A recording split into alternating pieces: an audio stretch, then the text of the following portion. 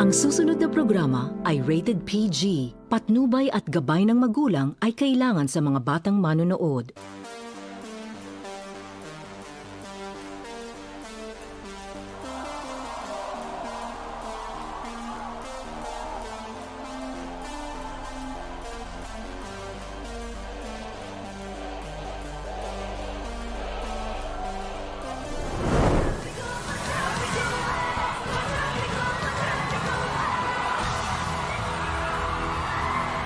Beanie Fever is so on!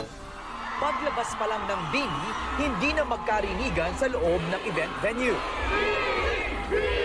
Hiyawan at nagsisiksikan na ang mga manonood para makapwesto at mapanood ang grupo. Totoo ba tong mga to or mga aswang lang sila? Kasi sobrang OA. Nag-multiply yung blooms namin.